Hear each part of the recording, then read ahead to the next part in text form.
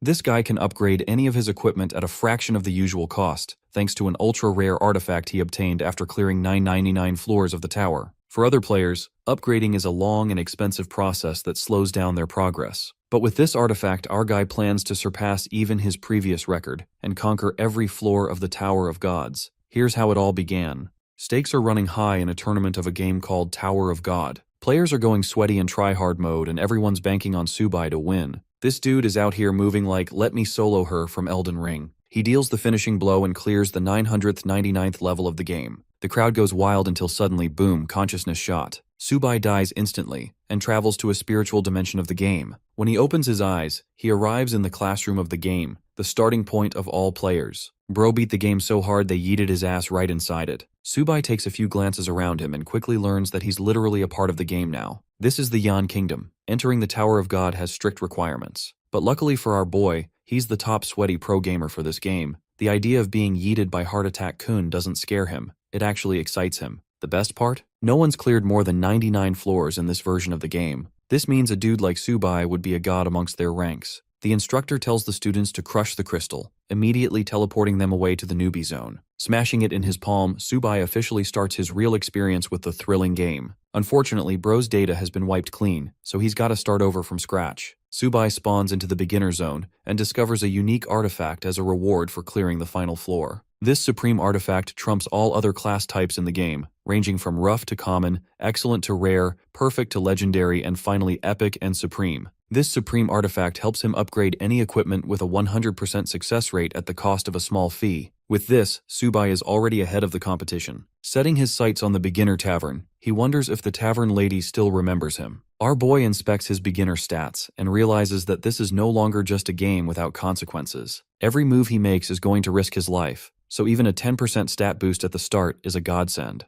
The nice thing about his supreme artifact is that it automatically detects upgradable gear. The idea that even a piece of basic shitty equipment can be upgraded surprises our boy. Bro goes all in but suddenly forgets that he's broke as shit and doesn't have coins to make the upgrade. Subai sets his goal to make some bread money, knowing that in this world it is capable of solving every problem. Let's talk about the Tower of God's mechanics. Newbies are granted a 7-day grace period to secure class advancement through 10 floors. Players who fail to achieve an advancement crystal are terminated from the game, leading to the expulsion of countless players. Zooming in at the bar, our boy is currently rizzing up a bad bitch baddie with a proposal. Subai offers her a bunch of rare cocktail recipes, but she doesn't believe him one bit. The tavern lady offers Subai her full attention, even with her stress balls. Our boy tells her to chill out and writes down the recipe. She takes it, promising to beat the shit out of him if this is a trick. I mean, I know a lot of people who would intentionally fuck up the recipe for that deal, but Subai isn't a simp, and in only 5 minutes, his recipe comes to life in the form of a beast blood cocktail. The customers are shocked, demanding a taste of the drink for dozens of coins. However, she roars at them, emphasizing that it's only hers to drink. The baddie drinks to her delight,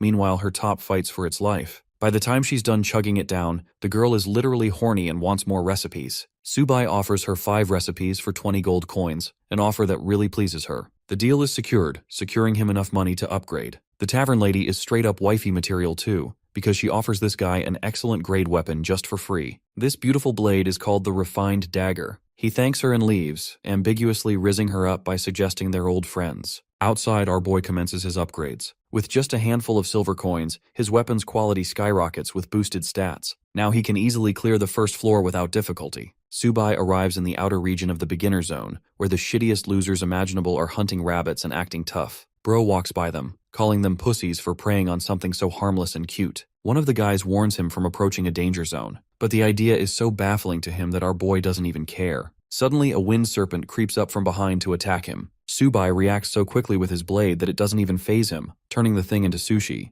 The rest of these beginner-level noobs are at a loss for words, acting like he just split the earth or something, when really it was just a level 1 monster. These guys warn him to be careful against the serpents as one critical hit could spell his hand. Appreciating the tip, he tosses them a copper coin and leaves. The losers think that he's lost his mind and will inevitably be killed, but Subai is treating this place like a breeze. Another wind serpent attempts to flank him, only to get stabbed in the neck. Unfortunately, the grind is way too slow at this stage. This means our boy has to pick up the pace and eliminate hordes of monsters to clear the first floor. 3 more of these flying fuckheads arrive, only to get cut up like paper with a couple of slashes. Subai enjoys farming experience points and coins off of them. while the system officially makes an announcement regarding the 10th season of the tower. An excitement takes over him. This time, he's got the supreme artifact by his side. Nothing is going to stop this man from securing the first kill reward. Meanwhile, the loser party is yapping about who gets to be the first person to secure the first kill. Typically, the three great families are known for securing the first kill each year. Lin Yuchan, the eldest daughter of her family, is so stacked that her gear costs tens of millions alone.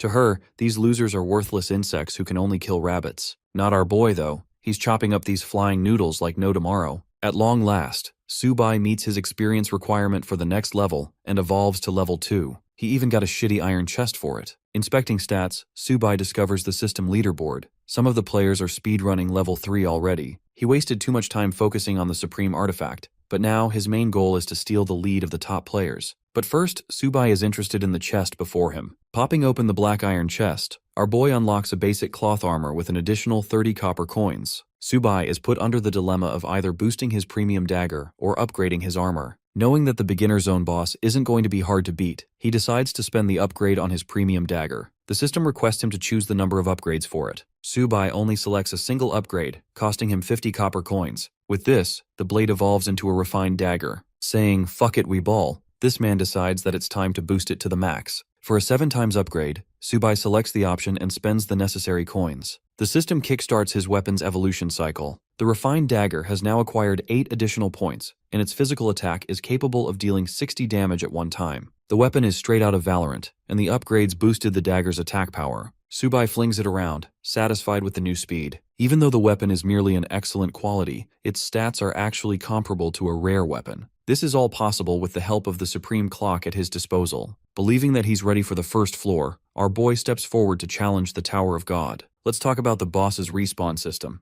It only respawns 10 times on the first day. Any person who is capable of slaying it can advance right into the first floor of the tower. Even if the boss is attacked by an entire team, only a few people are allowed to enter the tower on the first day. Having arrived at the ruins, our boy patiently waits. Suddenly, the sound of fighting draws his attention. Panic sets in. He had no idea that someone had already arrived before he could. Subai steps on the gas pedal and rushes in to steal the first kill for himself. Meanwhile, the team that is currently raiding is having no difficulty cornering the goblin horde. Observing from his little hiding spot, Subai is baffled to see some sweaty whales buying top-tier weapons on the first day. His confusion is quickly answered when he spots Lin Yuchan from the Lin family, the same young woman who has a gear set worth tens of millions. At this point, Bro's mighty dagger feels dirt cheap next to her shit. Her team members scramble on ahead to charge at the goblins. Her personal assistant, Blonde Boy, thinks that they'll easily reach the first floor in no time. However, Lin Yuchan highlights that the other 2 major families might also be tailing them closely. Suddenly, Yuchan senses someone's presence and immediately calls out the man hiding nearby. It's our boy, who gives up after being exposed and greets calmly. Yuchan's assistant questions what team he belongs to, with our boy assuring that he's playing solo, so there's no team with him. He also emphasizes that he doesn't want any trouble and was simply passing by. But the young lady is suspicious of his words. She and her team are filled to the brim with top-tier equipment, and even then it took them 30 minutes just to get through the forest. And yet, this guy arrived at a similar time all on his own. Subai plays innocent and bids them farewell. Zhangfei is suspicious and accuses Subai of stalling them so he can take on the boss. Sensing urgency to act, the young lady stops one of her battalions and orders them to cooperate with each other, just so that they can prevent Subai from leaving. She has no intention of losing her first boss to a random nobody. 7 warriors rush down our boy. Subai isn't worried about getting jumped and merely calls the situation annoying.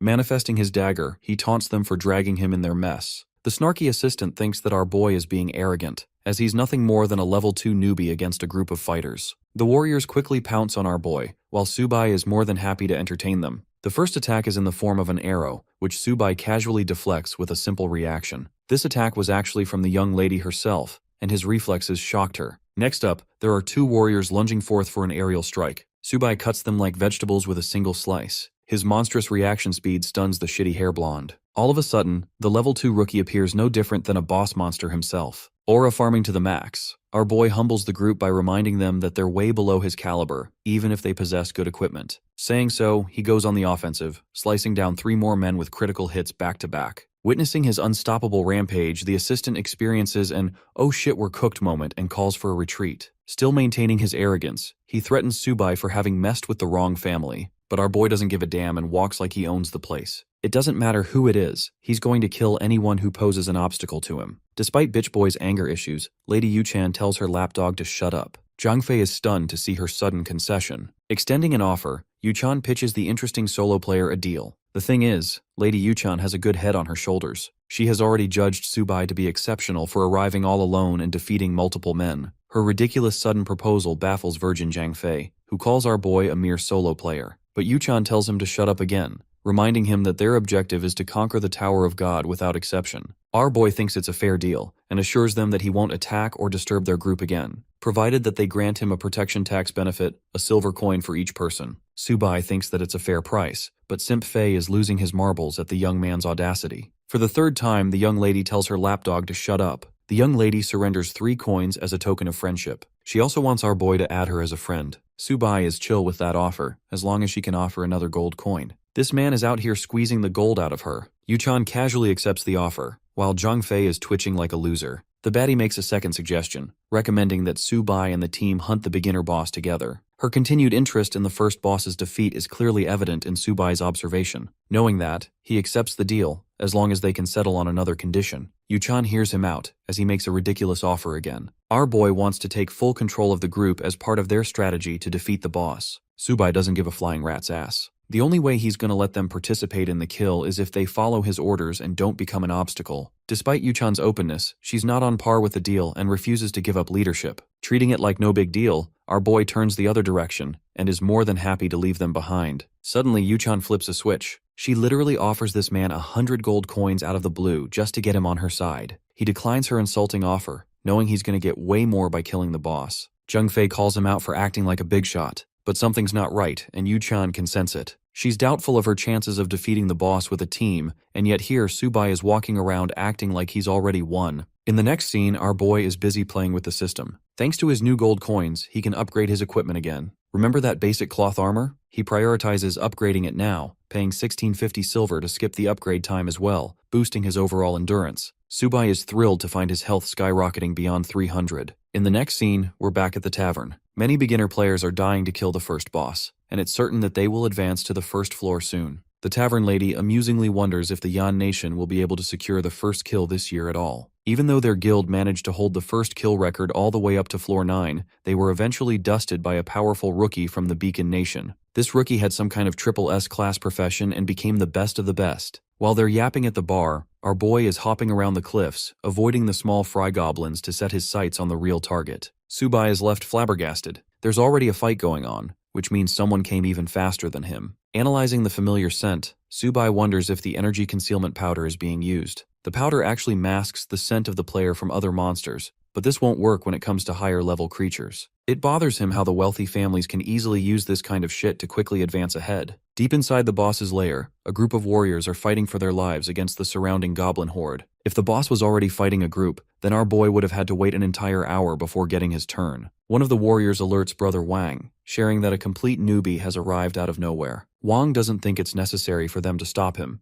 deeming him harmless. Then there's Li Yueren of the Li family, also belonging to one of the great families. She thinks the kid is recklessly meddling around. While they're busy insulting our boy, some of the warriors suddenly gasp in horror watching Subai approach the boss. The boss in question is a titanic goblin. It was asleep in its slumber until our boy tossed a blade across its chest, awakening it. The intimidating Goblin King gets up from his throne, towering over the newbie who dares to challenge it. Subai isn't afraid. He's more than happy to take on the beast. The Wang group is worried about the boss and awaits instructions from their leader. Wang Zixi believes that the newbie will be squashed like a bug in a few seconds. The first attack comes from the enraged Goblin King, who smashes its mace and erupts the ground. Our boy dodges it with finesse, taunting the creature and earning its fury. Confidently lunging forward, Subai calls him his bitch and announces its death. A lightning-fast slice instantly eliminates 100 health from the boss. But that's not enough to bring it down. So our boy goes on the reversal, dealing a second slash. Provoked even further, the boss attempts to smash him in one go but misses and hits the ground.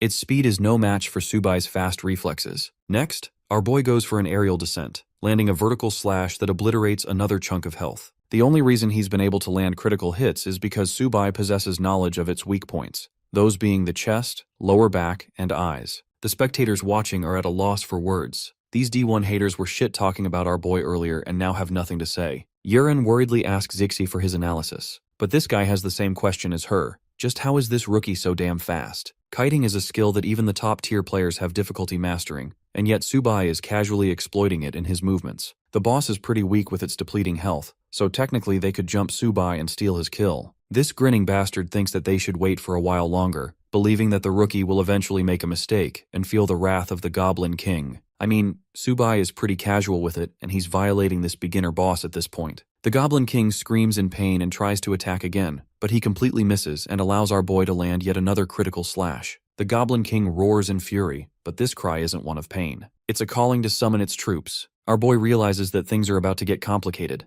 but hilariously the tiny goblins actually focus their target on surrounding Zixi and Yueren's group instead. Zixi rallies his group into attack formation to penetrate the circle of goblins. Yueren thinks this is a useless endeavor, especially when an endless wave is quickly surrounding them like flies. Concentrating his attention on the Goblin King, Zixi instructs his team to clear a path to the best of their ability. With the team busy sniping down the goblins, their leader marches on ahead so he can deal the finishing blow. Even with Subai's overwhelming ability, Zixi thinks that he can steal the killing blow just in time, refusing to let nobody rob him of his glory. But here's the thing. Our boy isn't a dumbass and knows that this guy wants to steal his kill. Subai can spot the mid-tier magic scroll from a distance. Confident of his victory, Zixi tosses open the magic scroll, announcing the end of the rookie as well as the beginner boss monster. The magic scroll shoots out a missile of fire. This blazing torpedo makes direct contact with the Goblin King and detonates into a loud explosion. Watching the smoke clouds, Yuran and the others celebrate having acquired their ultimate victory. However, Zixi isn't the same. Something about the situation is off. Even if the scroll nuked the boss, there isn't a system notification confirming the kill. Suddenly, the system notification does pop up, except it names Subai as the first person to slay the Goblin King in the eastern region. When the smoke settles, it's our boy Aura farming on top of the defeated boss. Zixi is stunned, questioning how this guy was able to one-shot the boss so fast. While he's full of questions, our boy treats them like a bunch of buffoons for not knowing about the fatal wound aspect. What he did was continuously exploit the weaknesses of the Goblin King, allowing him to stack up enough critical damage to finish it in one strike. Interestingly, Subai could have finished this fight way sooner, but he intentionally waited to see Zixi's reaction.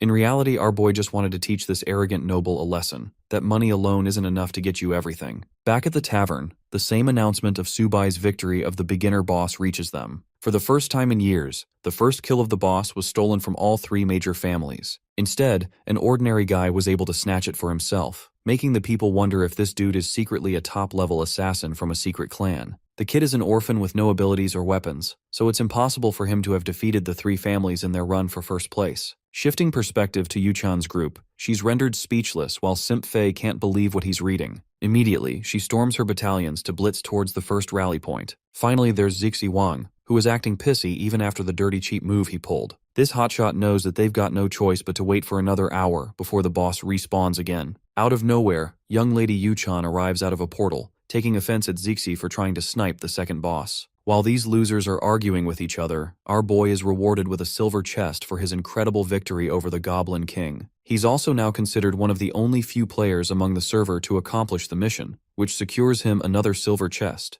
With two of them at his disposal, Subai excitedly wonders if he's going to get rare gear this time. The first box is opened, landing him a pair of rare boots called One Step. The second silver chest acts as a support loot, landing him 10 small potions and silver coins. With this, his movement speed will experience a 30% boost for a 1-minute period. Unfortunately, using them requires level 5 minimum, so even with the decent loot, our boy can't use it right away. This reminds him to check the leaderboards of the 10th season of the Tower Challenge. He finds the list and discovers quite an upset. You would think that our boy achieved some top spot, but he's actually ranked 98. Inspecting even further, Subai discovers that the top scorers killed the boss even sooner. They're from other regions, but it's clear that these whales spent a lot of money to get top-tier equipment to finish that early. Drinking one of the potions, Subai gains a temporary experience point boost for 60 minutes. His main focus is to grind his levels even harder, especially when there is a whole list of people stronger than him right now. Walking up to a dungeon portal leading to the first floor, he welcomes the season with great anticipation. From the other side, Subai finds himself in a spatial dimension. One look at his surroundings makes him realize that this is actually the Dark Maze dungeon.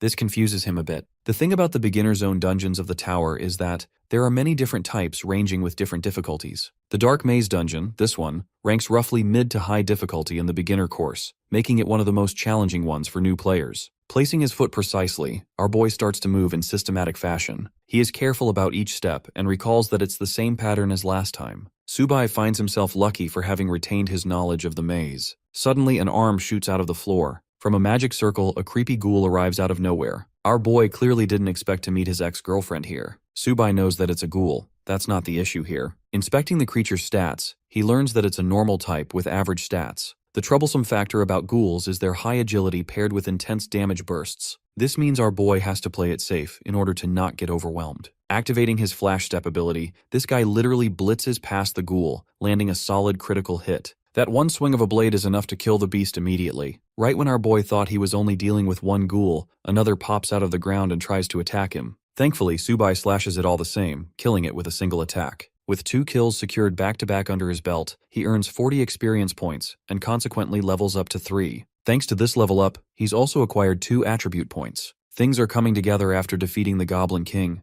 but the dungeon's not finished just yet. This time, there's a puzzle with 2 inscription tablets. Each tablet has its own color. Red means hard, blue means easy. Since our boy is basically smurfing the ranks, he intentionally goes for the red for those spicy rewards. Standing atop the tile teleports him to a different location of the maze. Let's zoom out and see what the Yan Kingdom is up to. At the Zhou Dynasty Guild HQ, the Guildmaster learns about the smooth progress of Junkai. Zhou Wang, the founder and leader, doesn't care about meaningless progress. All he cares about is that they secure the final prize. His assistant thinks both the father and son are similar, and assures the guild leader that young Master Junkai will stand at the top of the rookie ranks this year. But the guild leader snaps, roaring at his assistant. The thing is, every season before this one had its own rookie king. Each of them is a competent warrior who had to struggle to get to where they wanted. It's not just any title that can be assigned to a nepo baby. Zhou Wang is hoping for the best for his son, believing that he will make him proud. Back to our boy, who is currently obliterating a trio of ghouls like butter. 3 more down, he gains experience points and nearly reaches level 4.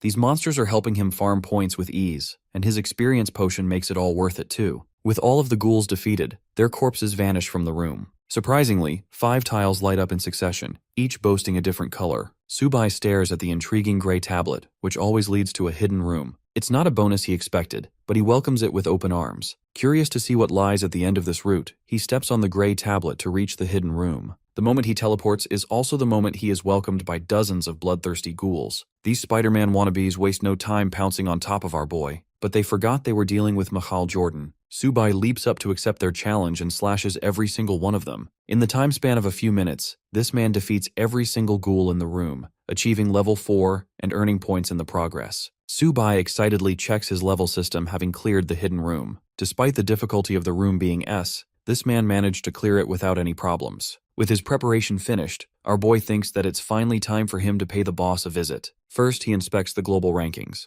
Among them, Zhou Junchai is at the top, with Lin Mengshuan standing second. But even then, it appears that the boss is yet to be defeated by anyone. Naturally, Subai steps on the red crest, opening a crevice that leads him to the boss. This time, he's thrilled to speedrun a record for the rest of the players to feel jealous of. With that determination, he arrives inside the boss's lair. The lair is gigantic, encompassing the floor of one's boss. There are gargoyle statues with a gigantic oxman sitting on his throne. The beast exudes a thrilling aura, donning a warrior outfit. Subai doesn't even consider them a nuisance anymore. Rushing in with his refined blade, Subai demolishes the group of ghouls in successive mutilating strikes. The servants are defeated in little to no time, while our boy charges full speed ahead to mess with the boss monster still sitting on his throne. A pair of red demonic eyes glare at him with fury. A Floor 1 boss is acting like the final boss for some reason. This Minotaur is classified as an elite-level threat, with a gargantuan health bar of 55,000 points. It even has 3 different skills to confuse the players. But even against all of that,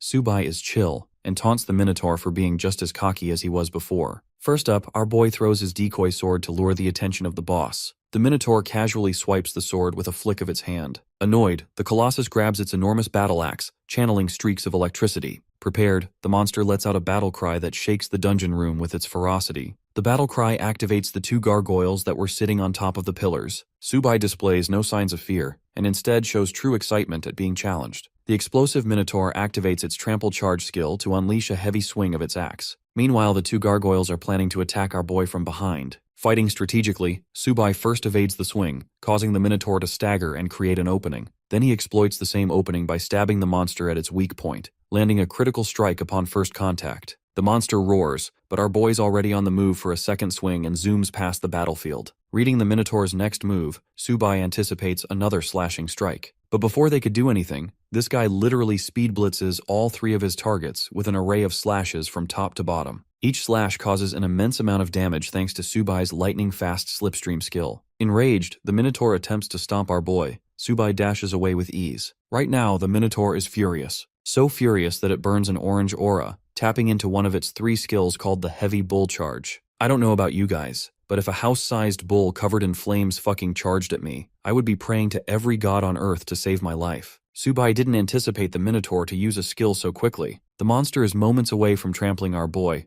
but it's exactly what he wanted to happen in the first place. Subai uses the bull's rage against him, and casually evades the charge just in time, even taunting the Minotaur for missing its target. He traumatizes the boss monster with a stinging slash across its eye. This critical hit is so nasty that it chops off 1,000 points immediately. As for the 2 gargoyles ganging up from behind, Subai experiences no difficulty dealing with them. He simply waves his weapon across the field and cuts through both of them. Thanks to the added points, Subai shoots up to level 5 at last, finally reaching his desired goal. Now he can use the broken skill of his rare footgear. Subai selects it and activates his one-step ability, boosting his speed by 30 seconds. He was already fast, but now he's so unstoppably fast that the Minotaur can't even see him. Streaks of blue cut past the creature's body, slashing all over and rendering him buckets of sharp pain. Enraged and insulted, the Minotaur is forced to enter its berserk state. This maniacal state of the monster is a nightmare to deal for even its own servants, as it crushes the ghouls in anger. Subai mocks the beast even then, calling the fight a mere playground experience for him. His effortless maneuvers overstimulate the Minotaur's body, as it helplessly searches for its target. With the berserk mode fading to 0, the Minotaur angrily dashes ahead to attack. But the moment he decides on a direction, Subai simply teleports behind the boss with his godlike speed, confusing it over and over again. Exploiting an easy opportunity, Subai slashes the Minotaur's chest, landing yet another critical hit. The same towering beast that looked intimidating at the beginning of their battle is now on its knees, losing continuous HP because of rapid bleeding.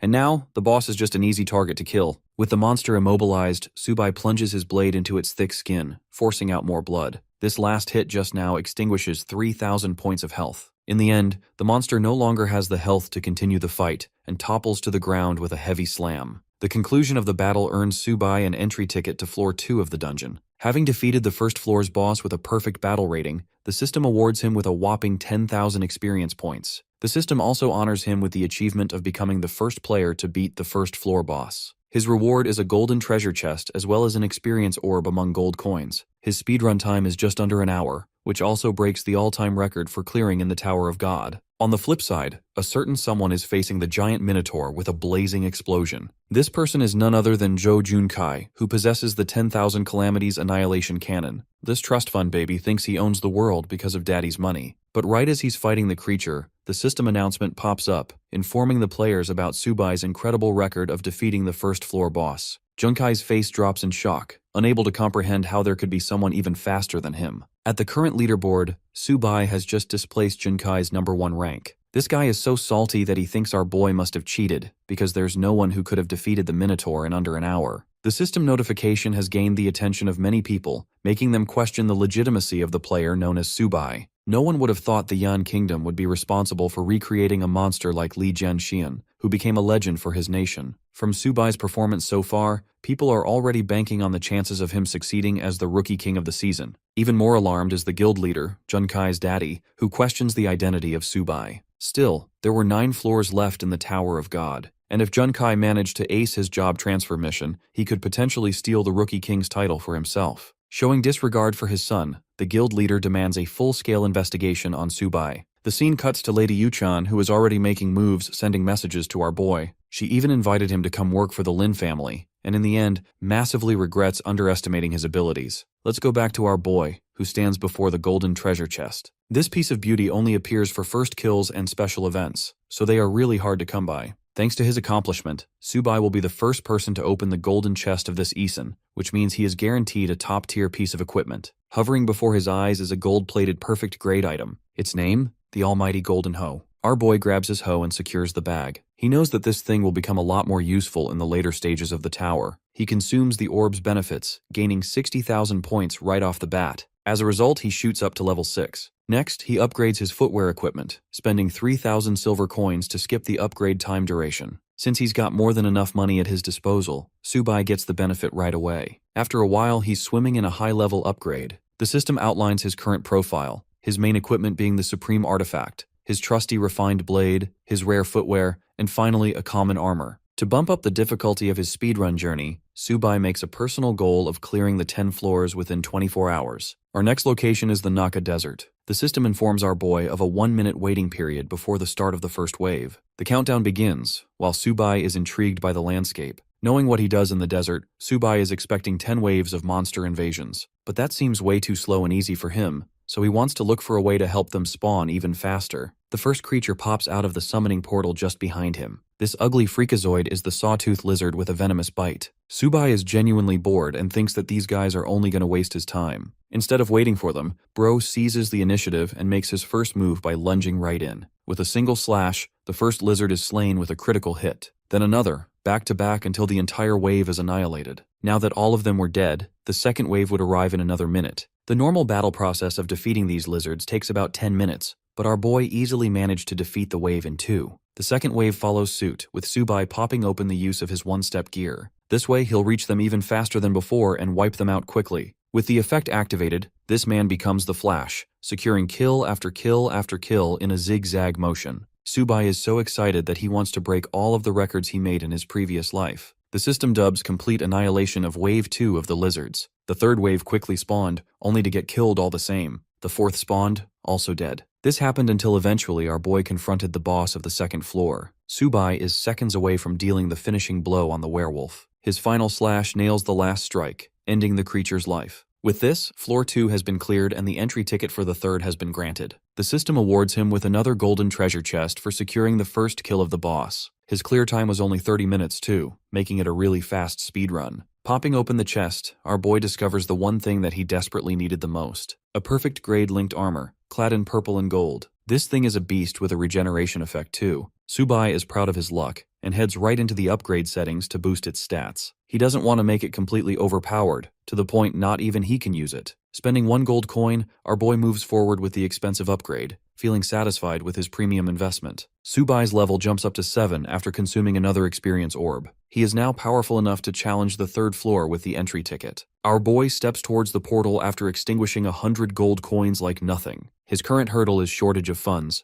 Inside the silken cavern of the third floor, Subai is confronted by bloodthirsty, creepy crawlies of all kinds. He's a human-sized bug exterminator, so he sweeps right in to kill them all. Currently, Junkai is still busy blasting the Minotaur, until eventually he defeats it and clears the first floor. His clear time is 2 hours and 25 minutes, which is way more than Subai's. Thanks to his victory, he earns a rare weapon called the Exquisite Longsword as his reward. Bro is super excited at first, until he checks the leaderboard and sees Subai sweeping the ranks of Floor 2. It stuns him how this man has already annihilated the second floor when Junkai hasn't even stepped foot in it. Despair sets in, and this wannabe big shot succumbs to defeat. It boggles him to know about the identity of Subai. Meanwhile, our boy is currently dicing the overgrown fat spider to his delight. He wraps up Floor 3 tremendously fast as well, securing first place again. Skipping ahead, he doesn't experience any form of difficulty with the fourth floor either. Another record set. Floor 5 is where he annihilates an aquatic behemoth, clearing the level in 20 minutes. His consistent victories back-to-back are ridiculous in the eyes of the spectators. In their eyes, he's an absolute monster for a beginner who shows no signs of slowing down.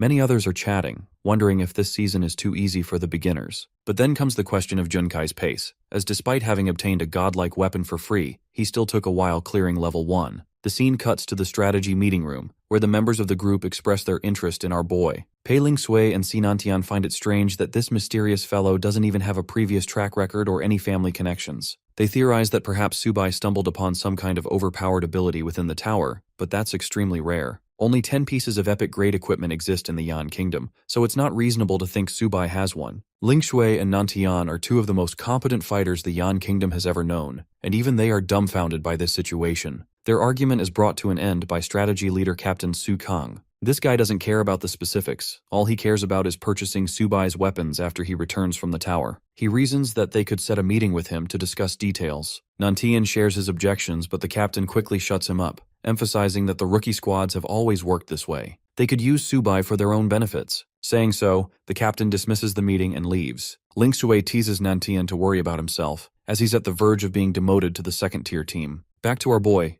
He's currently analyzing his basic stats. Each level up grants him 8 points randomly, but the one thing draining his wallet is the lack of funds for equipment upgrades. From now on, a minimum upgrade is going to set him back 13 gold coins because that's just how good his gear has become. Despite having 300 coins already, Subai is thinking about clearing floor 10 and acquiring 500 coins. Achieving the Rookie King title will also grant him 200 coins, but a despairing reality sets in. It's still not enough. This man needs Elon Musk levels of money to really advance his weapons. Suddenly, a person came to his mind. Inspecting the system settings, Subai opens his messages, realizing that it's time for him to accept proposals. Remember Lady Yuchan? He offers her a whole bunch of crystals for different price points. The interesting thing about this deal is that he's offering a discount from the market price. Yuchan folds and accepts to buy the entire stock. Our boy is more than happy to sell her 30 crystals, with the idea of selling even more later. Finalizing the trade and acquiring his beloved coins, Subai steps into floor 6 to continue grinding. Wild Oasis is one of the more difficult floor levels of the tower. This is the part where things started to take an upward shift. The boss can appear out of anywhere, so you have to look around. Wielding his newest weapon, our boy grabs his trusty crossbow for the job. Except he doesn't have a bundle of arrows. Subai intends to do his best. While he's navigating the area, he is suddenly confronted and surrounded by a group of jaguars. This is the perfect chance for our boy to test his new weapon, so he shoots a whole bunch of arrows. The arrows instantly take down a bunch of the monsters, but there are a few that lunge at Subai from behind. Sensing danger, he flips around and shoots them all the same.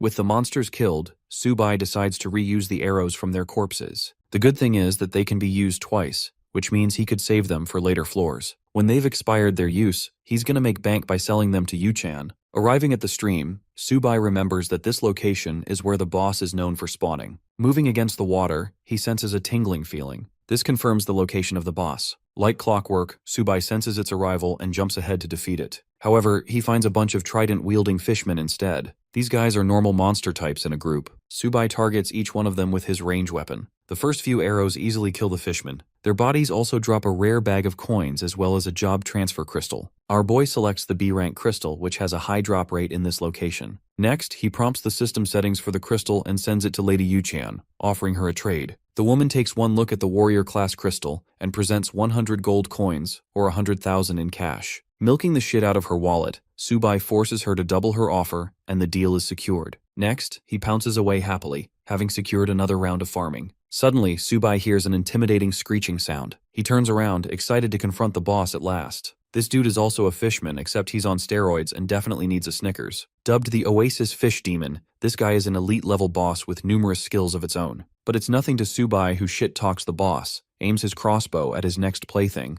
The monstrous fishman aims its trident at our boy, who is shooting numerous arrows from afar. The arrows inflict a ton of damage, but that's not all. Subai lunges upward to shoot some more from point-blank range, securing critical hit after critical hit. The enraged fishman throws its trident, its only weapon, in an effort to kill the insect of a human. But our boy dodges it with ease, and calls it a dumb fish with room temperature IQ. Declaring its death, Subai unleashes 3 headshots back-to-back, abusing the shit out of his aimbot skills. The boss is killed with a heavy splash in the water, while the system congratulates him for attaining another perfect score. This floor took him nearly 2 hours to complete because of its difficulty. However, Subai is still happy for gaining 5 silver chests in return. Reaping his rewards, he pops open the chests, gaining potions, gold coins, and gear. Our boy isn't happy with what he got, as it's mostly low-tier stuff. He likes the Fish Demon Bracer's equipment piece and decides to upgrade it. Subai wears them and likes the attribute buffs, which will boost his overall stats. Setting sights on the 7th floor, he sets a new goal of clearing the 10 floors within 20 hours. Surprisingly, the system makes a sudden announcement out of the blue.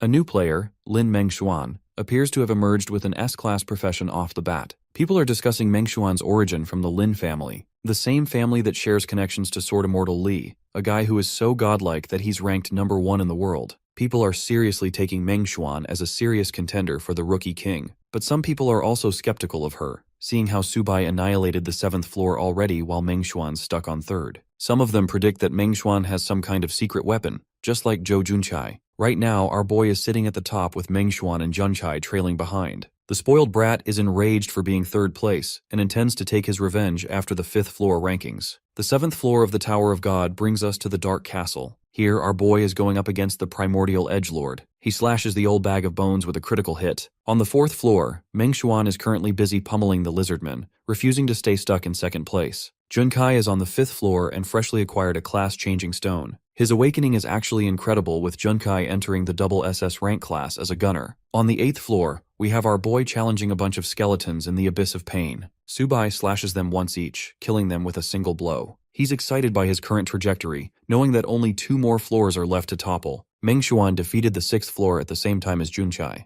They're battling for 2nd place, while our boy is on the 9th floor already. This place is disgusting because of its ugly zombies. While he defeats them, Mengshuan secures position at the 7th floor, killing the boss. At long last, Subai has climbed his way to the top on the 10th floor. This one is called Nightmare Platform, housing the eldritch boss monster called Nightmare Heroes. Like always, our boy basically calls him Lil Bro and declares his goal of seizing the Rookie King title. The fight kicks off with Subai lunging for a proper finish, refusing to play around with his opponent. At once, he renders a dozen slashes to cut open the boss. The behemoth responds with its claw, but our boy easily counters it, mocking the monster for being foolish enough to attempt it a second time. The fight comes to an end when the phantasm is severed clean with a final vertical strike. The same nightmare monster that is supposed to be hell to deal with just got humbled. With all 10 floors cleared, the system announces Subai for becoming the first person to clear the 10th floor, earning him the title of Rookie King. This title significantly boosts his experience points passively and adds attribute points, but it will only last for 1 season's duration.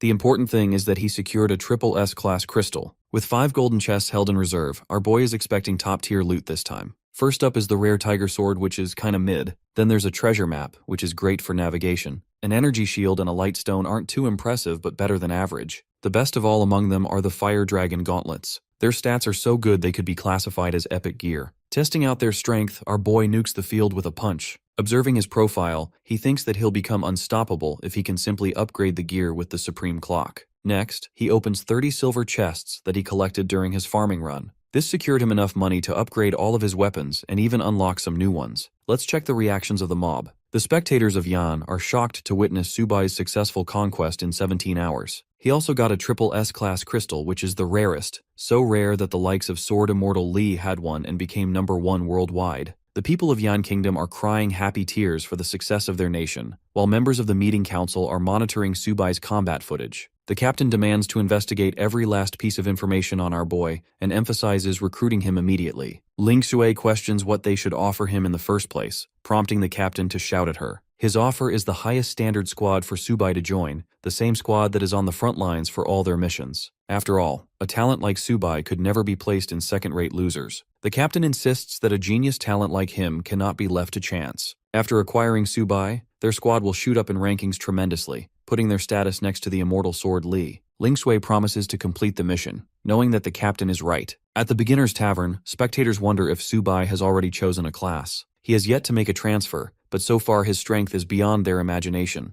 People wonder if he's ever going to come back to his city to celebrate. Speaking of the devil, our boy slams the door open. His bashful entry receives hate from the people, all of which are questioning why this guy is walking with so much confidence, acting like he owns the place. The guy steps up to the tavern lady, who is pretty impressed with his performance. Subai demands a glass of Fallen Star, an exclusive drink and the lady's personal recipe. To the shock of the customers, the lady isn't flipping out on this guy at all. Instead, she enjoys talking to him as if they're friends. The tavern lady knows that he's got a big load of valuable goods and maybe even something else. She charges him the full amount for the drink. Subai delightfully chugs it in, boosting his stats by 1 point each. Next, he requests a private room for his stay upstairs. Before he could enjoy his sweet rest, Lady Yu-chan arrives out of the blue. She's come with her bodyguards to forward her professional relationship with our boy. Subai shows her his sack, of crystals I mean, and receives an enthusiastic reaction. They go upstairs to discuss things privately, where Subai shares the incredible crystals he collected. Their shimmer blinds the Lin family members. Among them there are 5 B-rank crystals and many low-ranking ones. Lastly, our boy even whips out the S-rank crystal to shock everyone.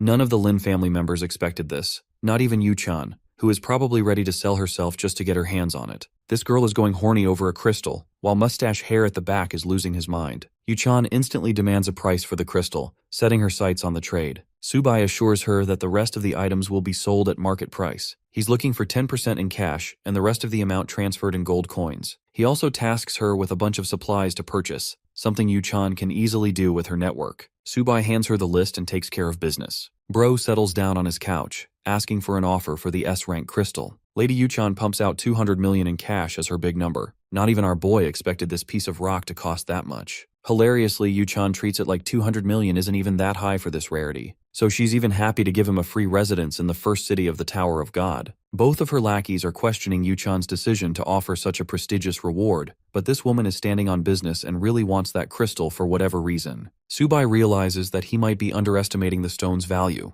Instead of arguing, he accepts the deal and requests payment to be scheduled in 7 days. An excited Yu-chan is more than pleased to sign the contract. Our boy signs it properly as the two shake hands. Their deal comes to fruition, with the lady enjoying her fancy new expensive rock. Next, Yu-chan welcomes Subai into the Lin group, knowing that he pulled a triple S-class crystal, which means everyone and their mother is going to try recruiting him now. But Subai doesn't intend to transfer classes for the time being, which surprises Yu-chan because someone could easily try to steal his precious crystal. To that, our boy assures her that he's got his own plans cooking at the back. He has no need to worry about such things. The meeting comes to a close, and while Subai is heading off to rest, he ends up hearing a conversation between two guys. They're suspicious of his identity as Subai. Everyone in the bar now knows his name, realizing that he's the one who made a dramatic entrance. They're so hell-bent and focused on him that the tavern lady's business is more chaotic than ever. She intends to even the playing field with him soon. While our boy is dead asleep, this sneaky devil pops into his room. Yeah, every man's wet dream. Tavern lady sets her sights on her target and kicks him awake. Subai is annoyed by her, while she complains to him about her business failing to function because of his antics. To make up for all the trouble he's caused, our boy offers a bunch of gold coins. Tavern lady is dazed by the sight of them, and immediately switches her attitude. The girl was about to beat his ass and suddenly acts like she can take care of all the problems on her own. Subai reminds her not to kill anyone in her crusade, with her reassuring him that she's not a murderer. Going over an important topic, Subai brings up another affair. The tavern lady is excited,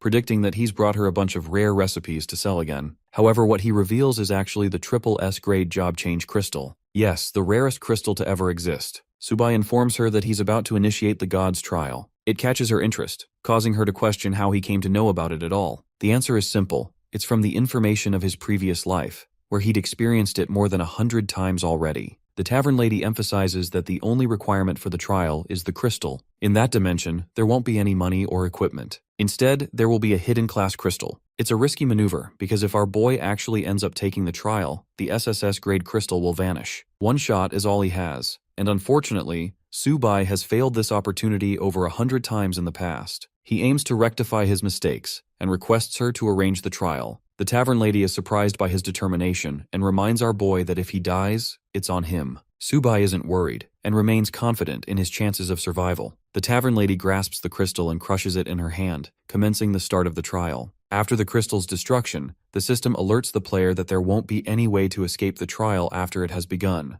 A magic circle manifests open, while the tavern lady warns him one last time. Subai calls her an annoying grandma, pissing her off to the point she kicks his ass into the circle to die. Subai falls into the portal, shouting in fear that she used the same stupid move again. Of course, the boss lady has no idea what he's talking about, and wonders if they've ever met before. Our boy plops into a literal hellscape dimension. This place is full of fiery lava. At last, Subai has made his descent into the same trial that he lost many times before in his previous life. The skeletal remains lingering in the hellish river are the bodies of the ones who once dared to challenge the trial. The grim reality is that our boy came here with the same goal as these people. He's in real danger here. Checking his system stats, he realizes that everything in his inventory has been sealed. The only thing he's got left is his golden hoe. Equipping it, he prepares himself for what's to come. The system is about to unleash a gigantic wave of cave demons upon him. With a 60-second countdown, an extremely nerfed version of Subai is ready to rumble. This time, his base stats are higher than they were in all his previous attempts, so there's a chance of victory. The countdown reaches 0 as our protagonist reminds himself to be ultra-focused. If he's not channeling the focus of David Goggins, he's going to be cooked just like the rest. The swarm of cave demons emerges from the portals. They're all comparable to beginner-level bosses with large health pools. Subai knows that he can't wait for them to unleash an attack, so this man goes rushing for a first kill. A headshot on one of the demons wipes out 500 health at once. But this kind of damage is chump change. Subai goes for a double slash, rendering 2,000 damage at once and defeating the first demon. His current score stands at 1 point, but this trial has only just begun.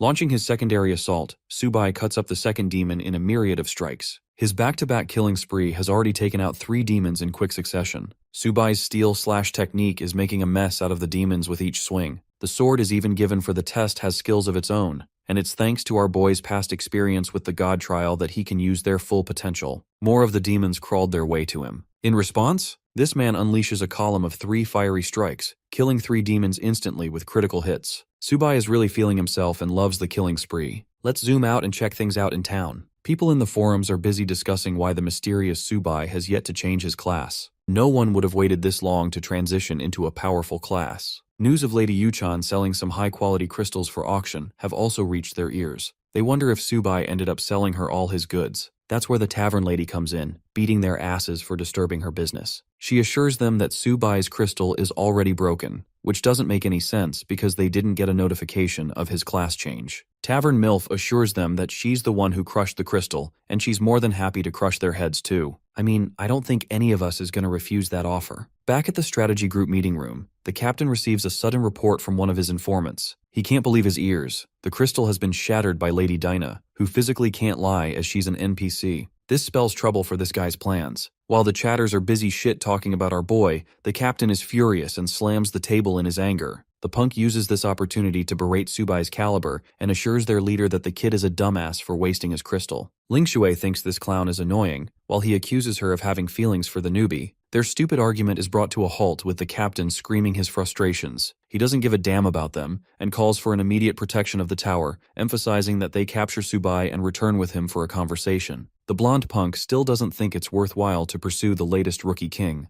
especially when his crystal is already done for. The captain calls him a dumbass because it's obvious Subai is hiding some of his real techniques from the world. The captain seems to have full faith in our boy's ability to manifest even more high-grade crystals in the upcoming seasons. Ling Shui praises her leader's ability to think so far ahead, but he ain't no simp and tells her to beat it. Nantian suggests torturing and interrogating Subai properly, but that is too inhumane. The captain highlights the importance of securing Subai's loyalty for his secret techniques, as the future of Yan Kingdom depends on this mission. Back to the trial, our boy is slaughtering the lesser demons of the first stage. With the first wave totally obliterated, the system congratulates him. By the way, that shit took 10 whole hours just to finish wave 1. Subai remembers his dreadful experience in the previous trials. He still has to deal with a damning 9 more floors to go, forcing him to overcome a million freaking monsters to secure top rating. Right now, he's only at 11,000 kills, so this thing is going to take him a serious amount of time. The system welcomes him to the second stage, where all of his basic stats are reset. This time, he'll be dealing with a bunch of stinger demons. Commanding the Restore Status ability, Subai waits for the grace period to end. He needs to act fast to finish the trial in time. In front of him is a man's worst nightmare straight out of Australia, a swarm of gigantic hornets. They're even poisonous, so their passive drains life too. This time our boy is given a lasso iron whip for the stage. He can also switch between different newbie-level weapons to play with different styles. The first stinger demon tries to sting his ass,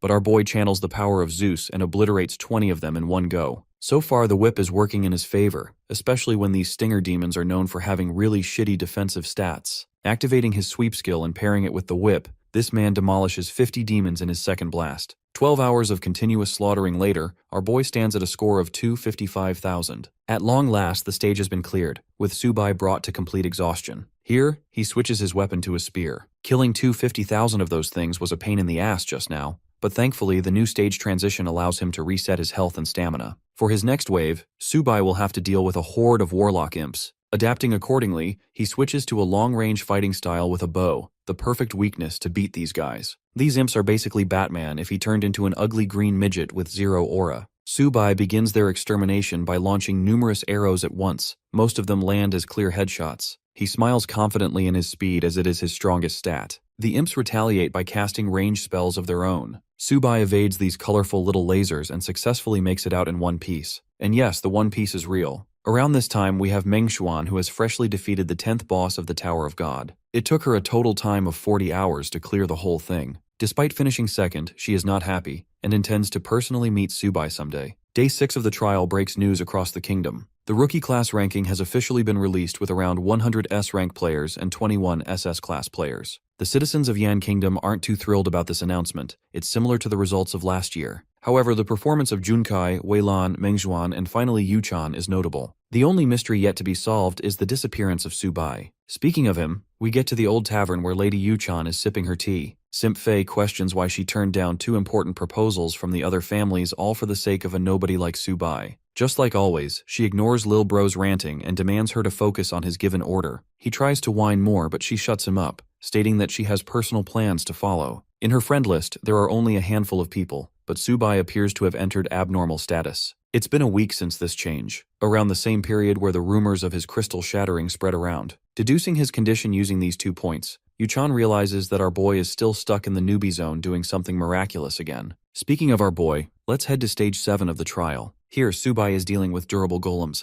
These guys are first frozen with ice arrows and then shattered with a secondary shot. He makes light work of them, shattering their defenses and even mocking them for being weak targets to ice magic. As he steps forward to enter stage 8, a realization dawns on him that it's already been a week. He needs to clear 3 more stages before the newbie zone ends, so he gets to work in even faster fashion. This time, Subai has to deal with an even stronger version of the demons on floor 1, and he's so damn fast that he kills nearly 30 of them at once. 6 hours of painstaking grind later, Bro arrives to challenge Godzilla. He's got a flaming longsword. Thanks to his incredible speed, Subai delivers one final swing to kill the monster. At long last, the system receives a notification confirming his 1 millionth kill status. Furthermore, 24 hours are left until the newbie test period expires fully. Our boy excitedly prepares himself to challenge the final stage and the final boss of the trial. Standing in front of a spiraling red globe, he taunts the boss to come out. A gargantuan red magic circle pops out, sending out the literal incarnation of Satan. This is the Red Lotus Demon with a damning difficulty of an overlord.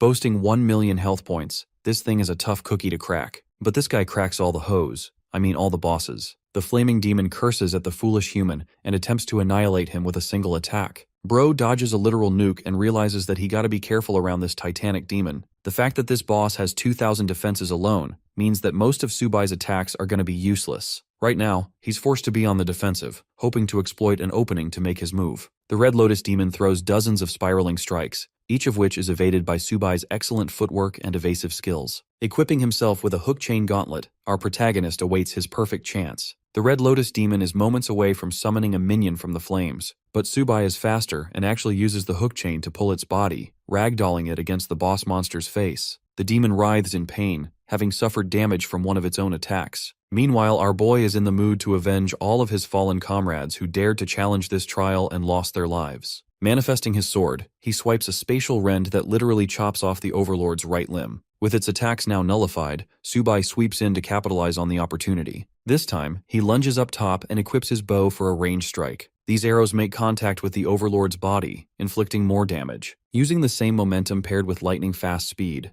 Subai repositions himself for another attack. The demonic boss pitifully tries to defend itself, but it's useless. Channeling his inner Batman energy, Subai basically says that even gods are vulnerable when stripped of their defenses. The Overlord curses at the humans with every stinging stab inflicted by our boy. A barrage of arrows rains down on the boss monster. The demon reacts with offense of its own, squashing each arrow with telekinetic explosions. Our boy uses this moment to his advantage and gets all the way up in the ugly demon's face. Subai declares the end of the world for the pathetic boss and takes out both of his swords. Dual-wielding like Sung Jinwoo, this man starts unleashing hell upon Satan. The boss monster is eventually slashed to pieces and falls to its doom. Subai taps away across the stage and ends the fight with complete exhaustion. The god trial has been cleared, accomplishing his requirement to achieve the hidden class. As for the 1 million points he secured, exchanging them earns him the rarest title of hero. Bro is finally done with his killing streak and celebrates achieving the hidden key to his growth in the previous life. This title helped him clear nearly 1,000 floor levels. But our boy isn't interested in exchanging his points. Right now, he's most curious to test out the legend of the Golden Hoe. Bro launches his expensive hoe into the lava, hoping to activate its copying ability. After waiting for a while, Subai's face turns to utter shit at the realization that he might have just lost his premium weapon. Not even his points were influenced a single bit. Until suddenly, 2 columns of lava shoot out of the hellish river, revealing 2 different pieces of ultra-rare stones. These stones merge together as one, binding them to our boy's spirit. The crystals shatter upon complete merging, dubbing the player as the only wielder of the dual class. Our boy can now access both his hero and demon king attributes. Bro literally turns into 2 faces and endures the painful effects of the merging process. Our boy observes his current stats and peeks at his equipment. Everything is looking solid, as he's gained a 5 times multiplier after clearing the trial. It took him more than a week to get through this impossible trial, the same trial that became responsible for ending the lives of those who came before him. Subai bids them farewell and excitedly declares his next goal to slaughter 2 gods at the same time.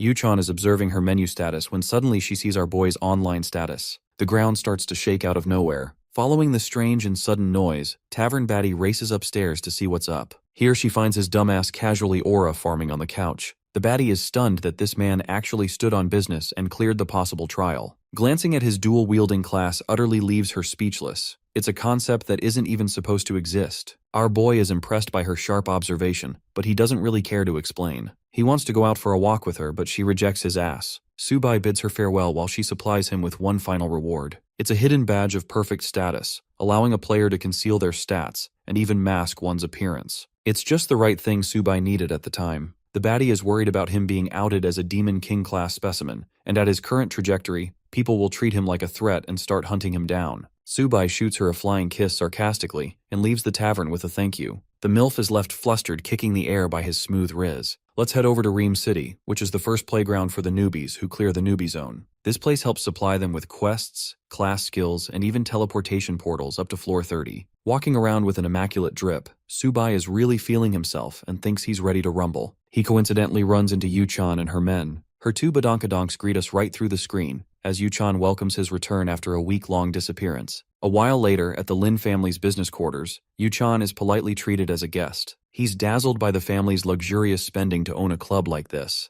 Presented with both potions and a box full of gold, Subai finds himself impressed by the young lady's efficiency. She offers him the luxury to inspect each supply and count the coins with ease. She also gestures to both her bodyguards to exit the room for a private conversation between the two. First off, Yu-chan curiously asks about his class rating. Our boy counter questions her intention to probe information. His sharp response embarrasses her, forcing her to clarify that she has good intentions. Subai is informed about the latest smear campaigns running against him on the forums. He also learns that Lady Dana ended up sharing the news of crushing his crystal, which is why things escalated. Yu-chan is stunned to see this guy confirm all of the rumors without even a hint of anxiety. Forwarding her proposal, she colors him with dozens of praises, hailing him as a generational talent. Deep down, Yu-chan thinks this guy might have a second crystal, which is why he doesn't care about the first one that was crushed. This dude shows complete lack of interest in the topic and directly asks her about her goal. Yu-chan invites her to the Lin family for a joint operation against bosses. That's exactly what he anticipated her to say, because the floor difficulty goes up significantly after clearing the newbie zone of the tower. Subai emphasizes that he's fine with beating bosses together, but in no way is he going to join another guild. He's fine with taking them to the 5th floor of the tower, and requests 5 mage-type team members only to help break the record. Yu-chan shoots up in shock after hearing his goal of breaking another record. Normally it takes 20 people to get through a single floor, and here this guy is spouting delusional goals. Our boy assures her that he's not desperate to break the records either, so he gets up and leaves the meeting. Yu-chan follows him and clarifies that she's on board with the deal as long as the Lin family can use its name in the party. Subai is fine with that and prefers raiding from tomorrow since he's got a bunch of things to take care of. The young lady is delighted to earn his support,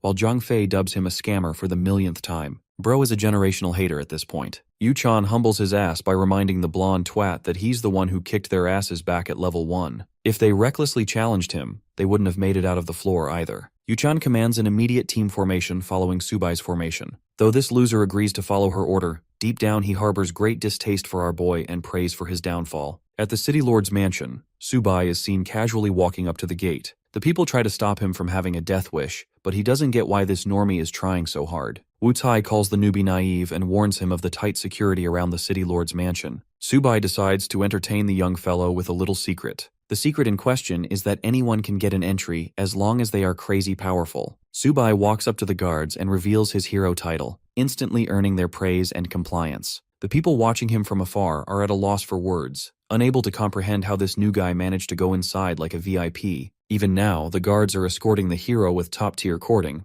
A smash in the training grounds is heard. There's a fight between Guard Captain Orlando and the City Lord, a mage facing off a sword fighter. Just watching this scene gives our boy goosebumps, because it's one of his favorite sequences from the story to unlock rare skills. Even though he himself is a dual-class player, he requires farming skill books to gain new abilities. In this arena, Subai has everything he needs to learn and get to the next level. In fact, the system even prompts him with the suggestion to learn basic swordsmanship skills from the master himself. Our boy happily taps yes, and even learns Captain Orlando's skill, the stone wall. Numerous skills make their way to our boy's system screen, and he spams the confirm button like a maniac. 10 minutes later, the mage is getting healed by several other mages, while the leader of the city appears unharmed. Our boy didn't enjoy the fight too much, as it became very boring quickly. One of the guards informs the city lord about the arrival of a hero. Stunned, the leader demands verification of Subai's identity. He reveals the data and confirms his elite status, earning proper respect from the great swordmaster and his subjects. They're thrilled to be in the presence of a hero after 100 years. This is a confusing remark to our boy who asks for clarification.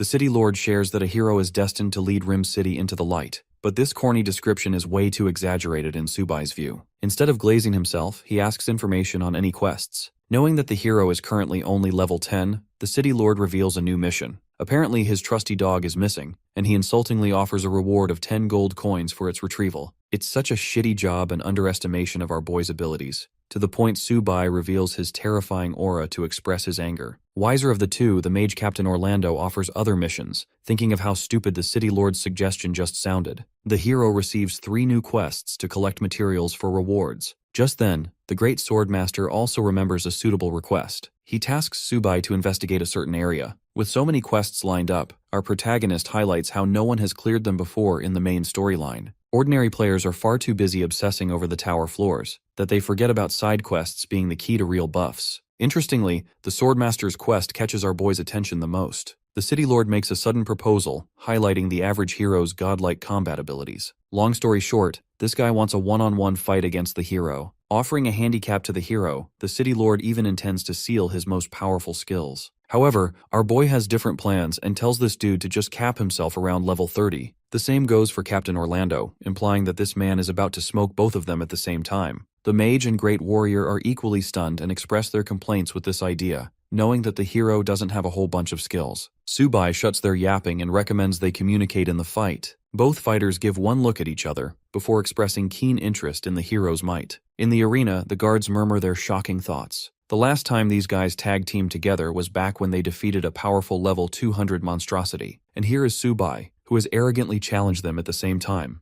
The mage takes notice of the hero's confidence, while the great warrior is thrilled to show a hint of his true powers. The first assault comes from the swordmaster, who uses a simple skill aimed at his opponent. The result? No contact, poof, our boy is gone. Appearing like lightning from behind, Subai praises the city lord's precisely timed maneuver. Next up is the mage, who conjures a stone spike basic spell to catch our boy off guard. The very sight of it makes Subai ecstatic, and he shares no intention of dodging it either. Instead, this man literally severs the stone spikes with a myriad of fast strikes. The hero's godlike reflexes astonish the spectators, who didn't expect him to be so strong. But the fight's only just begun, and these two experienced warriors are not finished. This time, they want to hit the hero with a greater surge of strength than before. The mage entraps Subai in a cage of mud, yet another beginner skill. Having immobilized him on the spot, the city lord chimes in with his second stage slash ability, unleashing 2 fire rends. Keeping his cool, the hero casually ducks both of them, taunting the warriors for being way too predictable. His shit-talking knows no end, but the city lord's already pouncing on him for another strike. An amazing upset occurs. Subai vanishes like lightning from his spot and reappears up top, clashing against the great warrior's blade. The city lord chases after his target with an upgraded third stage slash. However, this fight's already over. Subai has a sword against Captain Orlando's neck, startling the city lord with his bolting fast speed again. Not even 30 seconds had passed, and the fight already met its end. But our boy doesn't want to let things go that easy, and challenges the great warrior to charge at him. By this point, the city lord is starting to realize that this dude is literally built differently. Refusing to give up, the swordsman charges with his fiery blade again. This time, his strategy involves the usage of an impact technique from the ground. This is the 4th stage slash, and despite a change in variation, the result is ultimately the same. Subai faces it head-on and teleports out of the playing field. He reappears from behind like the 4th Hokage from Naruto. Subai connects his stroke using a sword aura slash. The fight is now officially done with. The sword warrior is on the ground, with the hero mocking him by calling him pathetically weak. Subai checks off one of the quests from his list and receives an inventory reward. Meanwhile, both the city lord and Captain Orlando lost their aura points to a youngster fresh out of the newbie ranks. The fact is, even if they were at level 50, our boy still would have mopped the floor with them. Subai praises their control over their techniques and hopes to spar again soon. Having said so, he leaves to deal with the next set of quests. They escort him on the way, with Subai pouncing away about his business. Meanwhile, the two old friends are now fully confident of the hero's strength, believing that he will save their city. The city of Reem is large, requiring teleportation gates just to navigate. This is why our boy wants to learn skills to help with efficiency with the quests. He's got a whole bunch of them, so he allots them into his inventory. Upper slash and multi-thrust, as well as stone spike are the techniques he now accesses. The system outlines his stats. Thanks to his high level of spirit points, his skills can easily level up, and his gear doesn't lag behind either. Confident in his ability to take on the quest, Subai visits one of the teleportation gates. His next destination is the Land of the Wraiths, where most of the quests are tasked. The guards charge him for 80 copper coins, which is a hefty cost. A vertical portal gate transfers him from one location straight into the land of wraiths. This place appears way more realistic than the way it was in the game, but that makes things interesting for this guy, who kept only his basic weapon for the journey. The temperature of the land of wraiths is pretty darn cold, making our boy regret his choices with clothes. Subai spots a bunch of skeleton warriors in the distance. These boneheads are twice his level too, but they're all fodder in his eyes, even with superior health. Testing his new skills, Subai launches triple stone spikes. He lands perfect headshots on 3 of the skeleton warriors, killing them instantly. The rest of the warriors are barraged with a flurry of the same spikes. Thanks to critical damage, 10 of them are down within the next moment. The overpowered aspect of this magic spell comes in the form of its absurd 3200 damage. Anyway, farming the boneheads nets Subai good old points. He finally feels like the true grind has begun, instead of the newbie shit he was dealing with at Zone 1.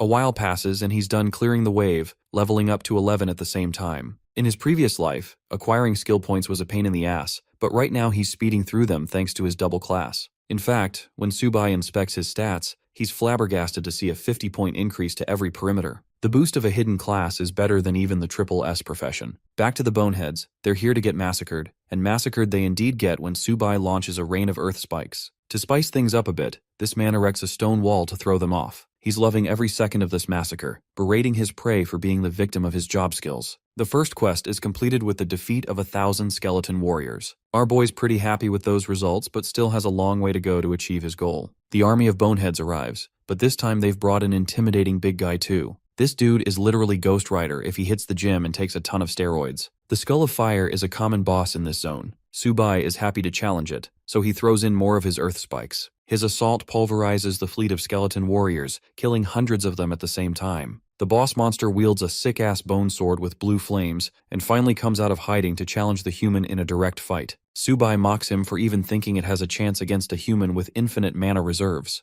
The Skull of Fire channels the surrounding mana, sucking the life force out of his warriors just to power his weapon. Think of it like Goku's Spirit Bomb from Dragon Ball, except this is the evil version. The sacrifice skill significantly amps the damage capacity of his sword, creating an ultimate move. Our boy can't even sugarcoat it. He's worried about getting hit with an attack like that. Even one slash is going to send his ass to heaven. Switching strategies, Subai decides to take the offensive maneuver, leaps up top and smashes the creature's armor. With the boss staggering from the damage of his initial blow, Subai then focuses on slicing its legs. With a collective critical damage of 20,000, he deals a finishing blow by deploying the heavy barrage of stone spikes. Unfortunately, not even this could deplete its health fully. The mighty beast attempts to force a single swing, but even with the destructive output to nuke a mountain, he's just not fast enough to catch our boy. Exploiting yet another opening, Subai delivers a barrage of endless stone spikes, spamming recklessly without worrying about mana drain or even cooldowns. Concentrating headshot after headshot, our boy deals significant damage and trash talks the boss for not training hard enough. The fight's over, as the undead behemoth is toppled, blossoming beautiful skull flowers upon defeat. Subai is ecstatic to discover another potential quest, but while he's busy collecting the flowers, he also discovers a new skill book in his inventory. It's the necromancy ability, and after spending 10 points, it is now officially a part of Subai's skill set. Intrigued by the concept of summoning magic, our boy conjures 3 undead soldiers, raising them from the ground. These loyal skeleton warriors are pretty trash normally, but they quickly become overpowered because their growth is tied to their master's level. In this case, they're strong enough to take on level 40 monsters thanks to Subai's broken stats. But wait, there's more. He can summon dozens of them at the same time to swarm his enemies with numbers. Subai completes another quest by collecting 200 skull flowers, enjoying the fruits of his labor. His next destination is a place called the Death Swamp. It's a completely new section of the map, but it doesn't intimidate our boy at all. In fact, he thinks the spiky little lizards glaring at him are cute. Fighting numbers with numbers of his own, Subai unleashes the wrath of his undead soldiers to do the killing for him. These boneheads are remarkably useful and make light work of the lizards. With the horned lizard swarm defeated, our boy is confronted by the sudden awakening of a colossal monster. This boss's defense stats are no joke, but luckily Subai's summoning skill has also advanced a bit. Our boy is distracted by a silhouette in the distance and decides to head first into exploring the area.